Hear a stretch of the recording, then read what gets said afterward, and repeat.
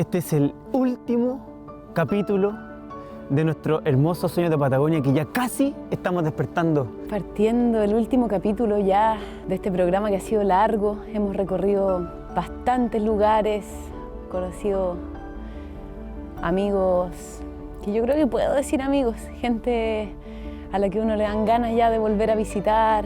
El hecho de tener la oportunidad de conocer a estos científicos y que nos vayan explicando técnicamente cómo nuestra flora y nuestra fauna le da otro significado a la manera en cómo nosotros miramos ahora estos paisajes.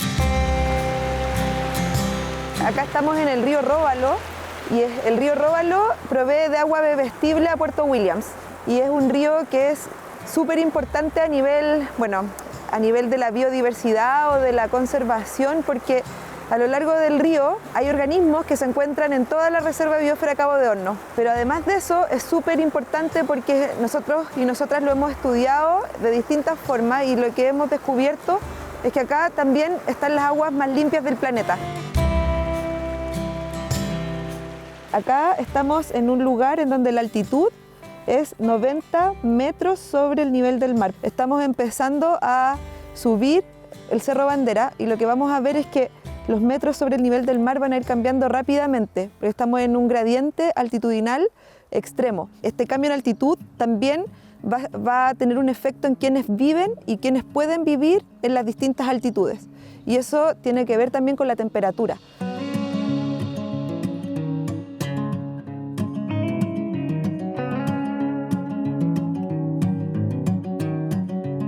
Lo conocemos como bosque mixto. Bosque mixto quiere decir que cohabitan diferentes especies de bosque o de plantas que viven en el bosque y esto va a cambiar rápidamente a medida que subamos. Veníamos recorriendo la carretera completa y conociendo especies, conociendo animalitos, plantas, lugares geográficamente, pero ahora que ya más o menos sabemos científicamente de qué se trata, realmente uno afina como el ojo y además uno entiende, va entendiendo cómo se ha desarrollado todo este paisaje. Entonces acá podemos ver, por ejemplo, que está el coihue y el coihue solamente se encuentra en esta altitud.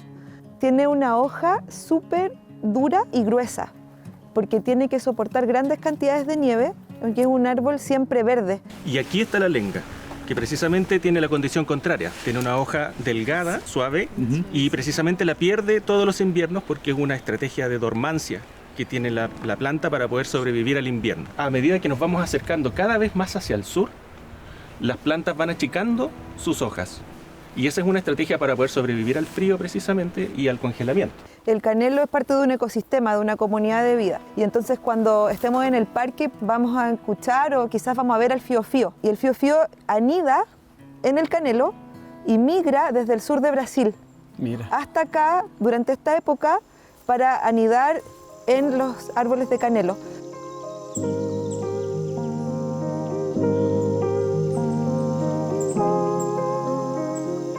Acá hay un árbol que cayó y que en su corteza crecen los musgos, como los vemos acá. Cayó y está en este ángulo que le permite a los musguitos recibir agua porque necesitan mucha agua. Pero además de eso, se ve como los musgos son sustrato o le dan el espacio para que otras especies puedan crecer.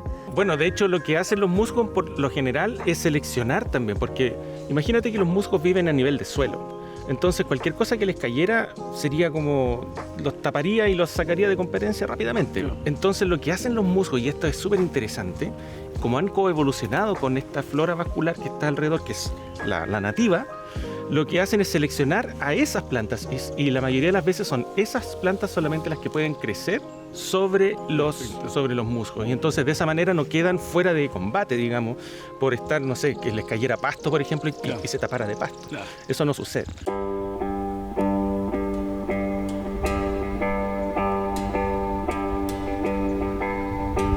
Esta mosquita que está acá es súper interesante. Es una mosca, un insecto que se llama tipúlido o tipulidae. Muchas veces se confunden con los zancudos, pero no pican. ¿Por qué es interesante? Porque aquí abajo, en estas altitudes, tienen alas, pero arriba, en el Alto Andino, encontramos de esta misma familia de insectos, Tipulidae, pero sin alas. ¿Y por qué sin alas arriba? Porque arriba las condiciones son mucho más extremas, con mucho más viento, y no pueden volar tanto como acá abajo. Son bien importantes para el bosque porque las larvas se alimentan de la materia orgánica del suelo, entonces ayudan a este proceso de formación de suelo al descomponer y al alimentarse. Hay un núcleo de conocimiento que se está desarrollando científico que es súper interesante, de científicos además que están insertos, la mayoría hace muchos años en la comunidad viviendo ahí.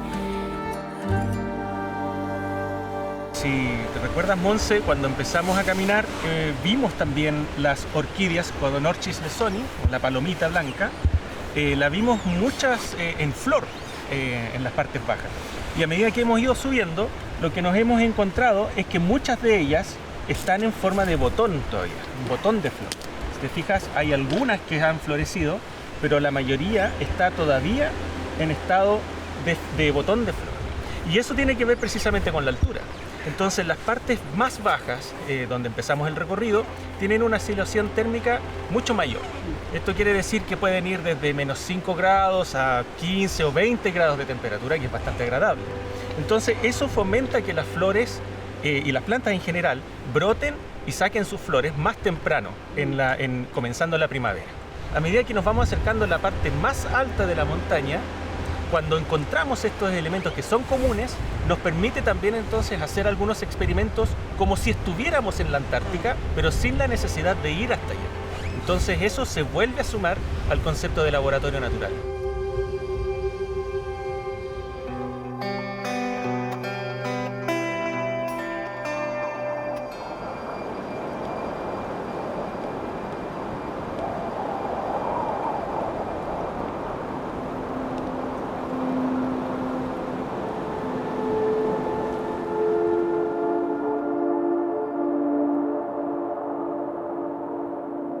Bueno, yo ya iba muerta de frío cuando íbamos caminando, no tanto en el cuerpo porque iba bien abrigada, pero las manos ya sentía que las tenía congeladas, que no las podía mover y uno se empieza como a poner torpe, los dedos no te responden bien y tenía muchas ganas de grabar, además el trabajo en terreno que iba a hacer la Tami, y tuvimos que acostarnos en el piso tratando de hacer como una especie como de media luna para proteger los micrófonos porque era tanto el viento que no se iba a escuchar nada de lo que hablábamos, sino nos hacíamos una especie como de casita entre los tres. Entonces esta maquinita que tenemos acá, este instrumento, es un multiparámetro.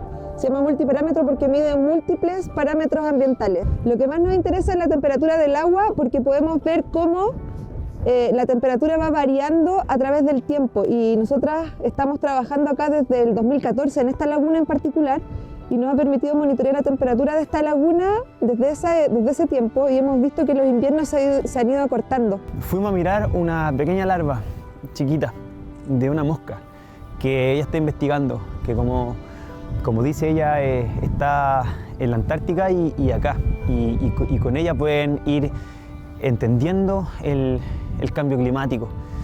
Entonces acá estamos en un ecosistema muy frágil porque aquí vive la mosquita antártica. Necesitan cierta cantidad de temperatura para poder cambiar, por ejemplo, de huevo a larva o de larva a pupa y llegar hasta adulto. ¿Y por qué estamos acá con estos musgos? Porque entre medio de estos musgos es donde siempre encontramos larvas de la mosca antártica. Entonces voy a ir a buscar una bandejita que tengo aquí al lado para que la podamos ver.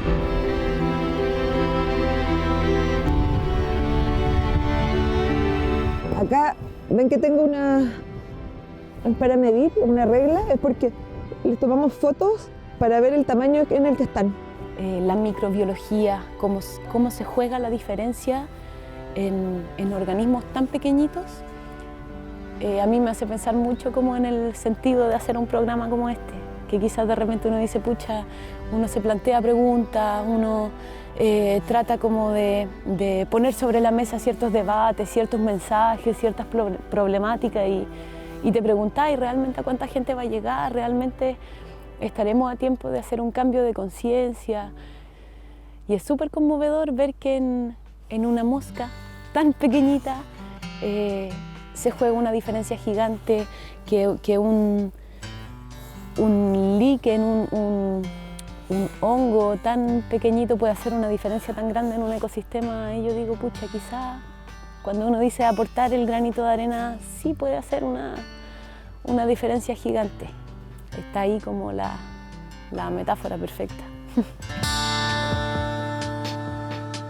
Ya estamos terminando nuestro trekking, actividad hermosa aquí en Dientes de Navarino, en el Cerro La Bandera, y no me queda más que agradecerles, chiquillos. Estamos en el mismo punto donde paramos hace un rato, pero espero que no seamos los mismos, ni nosotros ni ustedes en su casa. Gracias por llenarnos de tanta información, de tanto conocimiento y por respondernos las preguntas que teníamos y por abrirnos miles de preguntas más.